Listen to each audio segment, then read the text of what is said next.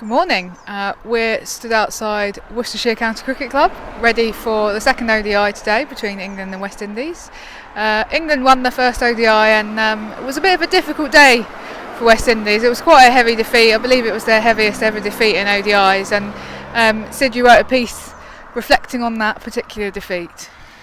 Yeah, it wasn't good, was it? I wanted to compare it to a couple of years ago at the World Cup. I was there at Leicester for West Indies' defeat by South Africa when they were bowled out for 48, and then South Africa made those runs in about 5 overs for the loss of no wickets.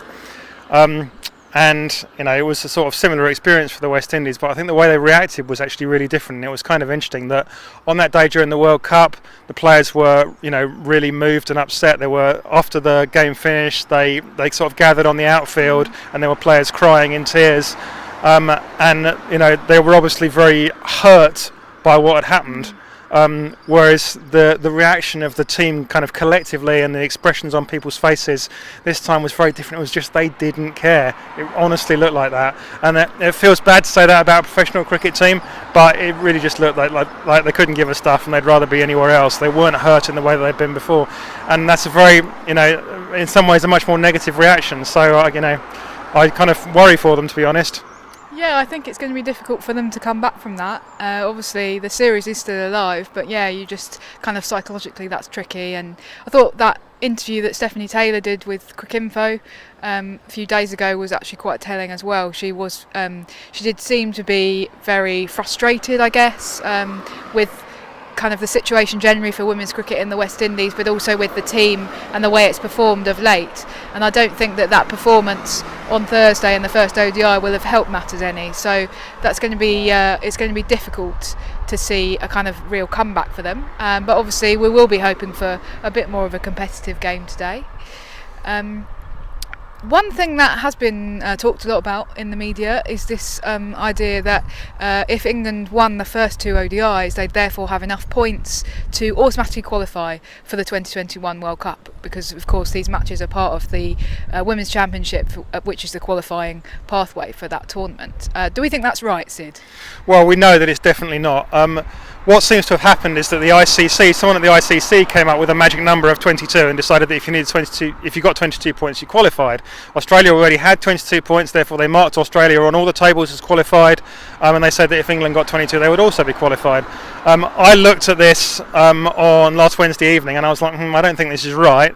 Did a pile of sums, spoke to a couple of other people, and we eventually kind of collectively concluded that Australia weren't qualified either. There was a bit of back and forth between us and the ECB and the ICC, and then by Thursday morning the ICC people had concluded that actually we were right. Australia hadn't technically qualified either, and 22 points won't quite be enough for England either. 22 points almost certainly will be enough if India forfeit their games to Pakistan, but we've actually seen yesterday that the BCCI has applied to the Indian government for permission to play those games. So if those games go ahead, 22 points definitely isn't enough. If those games are forfeit by India, 22 points is almost certainly enough, because the forfeit will decimate India's net run rate, and India could only at that point overtake England on net run rate.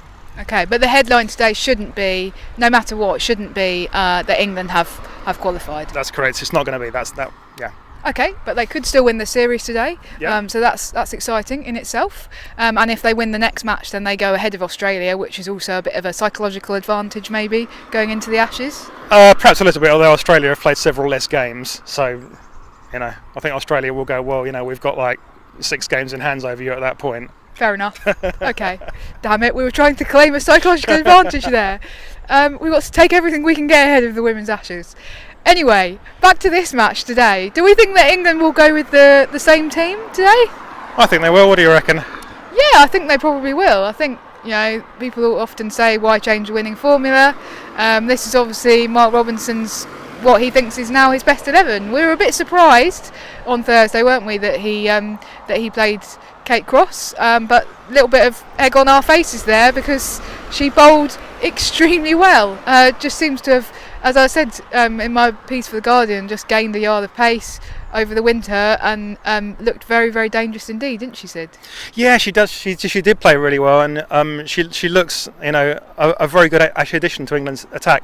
My instinctive reaction was, England are playing three quicks, but what I perhaps didn't appreciate, and I should have been more subtle about it, is that Kate Cross brings something very different to Anya Shrubsole. It's like the opposite kind of style of bowling, and when things aren't working for Anya, in conditions like we saw on Thursday, then when there's no swing, then Anya can find it difficult to make stuff happen. But at that point, that was when Kate Cross was able to come in and make stuff happen. She was a little bit quicker than Anya. She was moving the ball away off the pitch, off the bat from the right-handers, and she definitely looked England's most dangerous bowler, more dangerous on that particular day than Catherine Brunt even. So I'll be very, very surprised if she's not selected today. She's done it, was definitely England's best bowler on Thursday, so I'm sure that we'll see the same bowling attack again, and barring any injuries, I'm guessing we'll see the same batting again. Yeah, I think you're probably right. The only other thing to say is that obviously Kate Cross was out playing the ODIs in Sri Lanka, which is kind of our bad, but that we'd slightly dropped the ball on that. But obviously they weren't on TV, so it's difficult for us to work out what's happened and kind of when it's happened, really, in terms of her coming back and being at her best, really. Well, if a match isn't on TV, did it really happen? Interesting philosophical question to end on there. Thanks for that, Sid. Okay, well, we're bringing you all the action from Worcester today, and we hope you enjoy it.